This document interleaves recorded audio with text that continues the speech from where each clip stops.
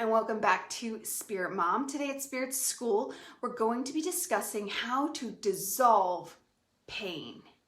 We all have it and we usually don't know what to do about it. Pain is there, it's gripping, it's holding. Pain could be fresh, pain could be old. It's there, some of it wants to stay, some of it you forget about, but what do we do about it when it happens immediately? And what do we do about it for the things that are stuck in us from long ago? We dissolve it.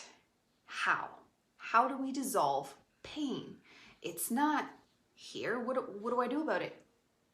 It is here.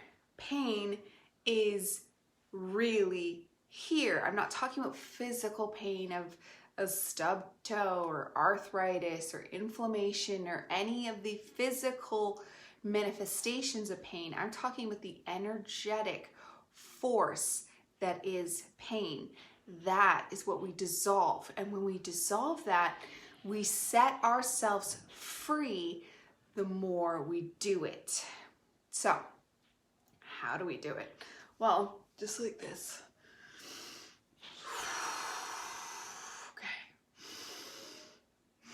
Let's say we're trying to dissolve something from the past. We let it just come up. It's there. We're not quite meditating, but we're close. We're feeling that time we fell and mom didn't care. Okay, here it is. Now think of your own thing. Feel for real. Feel it, how it's there, and how there's this instinct that's clutching. Feel how it's clutching, right? Now it's an art because we can't fight against the clutching, but we don't want to clutch. So first off, don't add to the clutching. Don't consciously add to the clutching. Breathe, relax these muscles, just especially right here. It's especially right here. Although some memories can have us fully cringing, like, oh, like literally, if it's some kind of like finger snapping thing, something awful, like where you're just like, oh, none of that. Okay, it's here, it's clutching. Now we relax. Okay, the muscles are relaxed. Now the voices start to panic and say, I can't do this, I can't, but you can. So shh them, don't listen to them. They're gonna do what they do. They'll get used to it, trust me. They'll realize they survived and it'll get easier and easier and easier. Depending on the level of pain and what the trauma was, is how loud that voice is gonna be, but it has nothing to do with what you need to do.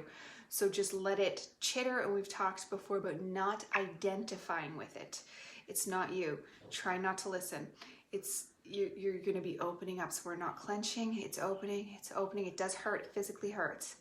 It's in there, and we're dissolved. It's like literally an infinity. When they turn to dust, that's what we're doing with our pain clingers, right? You feel it kind of dissolve, literally. Now you're lighter. There's more space. How did we do that? Let's review. Okay, we feel the pain. Pain hurts. Past pain or just happened right now pain. It hurts. We can save ourselves from a future trauma, from a trauma, by as soon as someone breaks up with us, hurts our feelings, any insert pain, and we don't clench. Start to identify when you start to clench, and right away we go right into the steps. We don't clench. We try to loosen it up as much as possible. We find it. It hits kind of like a center point. It's there. We focus on it, and all we do is focus without thought.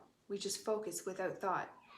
Just let it be. Just let it be. Let the voice chitter. I'm gonna die. I can't handle it. Oh no, oh my God, oh my God, oh my God.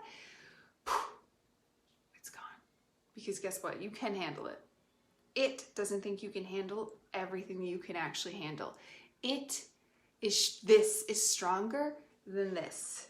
The heart is power, and it's where that pain is gonna be dealt with, although it can manifest in different ways. Like when you feel like your stomach, like sometimes like if you have an over worrying, over amount of guilt and problems, you get like real big gut issues and indigestion, and IBS symptoms will all be down there. And that's okay. That you can try to heal it from there, but the best spot to bring it all to, like just like we mentioned before when we talked about clearing up trauma in our muscles, about how it's like an Ayurvedic thing that you can use those brushes and brush. Where do we brush it to? We brush to the heart, because the heart is the pumping filtration system. So we're going to just right off the bat find the trauma here. It could energetically be anywhere, but we're gonna locate it here and deal with it here, because this is the easiest way to find it and deal with it, and it has the most effect, besides just meditating and having things accidentally taken from you. Because if you get into good meditation, things will just accidentally, like your higher self's probably doing it on purpose, but for your intents and purposes, you didn't try, you didn't do anything, and that will happen. That's an effective meditation, which is amazing.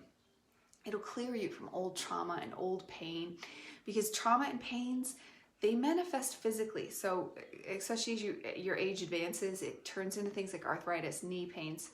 Literally every pain is an emotional manifestation. So I don't need to list every single kind of pain, because even like we've talked about, I always use as an excuse, even if you stubbed your toe, it's something's fault, even if that's a family curse, which was yesterday's episode. It's something's fault. So everything has an energetic reason. So if we want the best life possible, we want to go ahead and clear up our energetic space. We talked a couple days ago about crystals and sound healing, all great ways to clear up this space.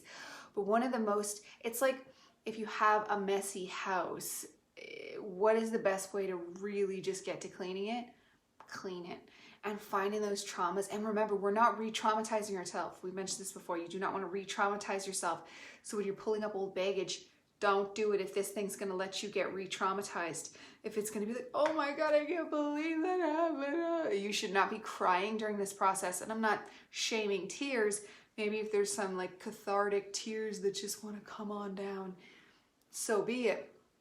But we don't want to be just like, oh. We want, this is like almost like a silent, peaceful, but painful process. It's going to physically hurt. Like it hurts, but you want to feel that, and then you want to learn. Once you discover that infinity dissolve feeling, you'll be able to do it more. You'll be able to do it consistently. Like someone just hurt your feelings, ouch. Well, instead of burying that for a new trauma, new baggage, new wounds, we just, okay, that's their opinion. And whoop, gone. And that's it. And we didn't bury it. We didn't clench, because our instincts are to clench against pain. We don't want to clench, because when we clench, actually, okay, fun, gross fact, or maybe not gross, I don't know. When we orgasm, actually, especially see with men, that face that happens, the clenching, that is the same thing. It's the bearing down and stopping an energetic process. Apparently part of the tantric thing is teaching to allow that, and that's when it hits in a next level, like realms of energetic forces happening, because you have to like let go. So that's just an example of how we bear down on energetic things, period, good or bad. Like even when you're on a roller coaster, you usually go, even if you're having a nice time, but we want to learn to let this body's gotta let things happen. Let's let in the good and let's let out the bad. This body likes to think it can control things, like the ego. It wants to be the boss, it wants to be the driver. It's not. And it's our job, higher self-wise, to control it in a positive way and show it this body can handle more than it thinks it can. Because when it's left to its own devices, maybe it's weak and small. But once we let the soul in, let the higher self in, let the higher self do the driving, it's stronger than you could ever imagine. So give it a try, people. I believe in you. Goodbye for now. Spirit Mom.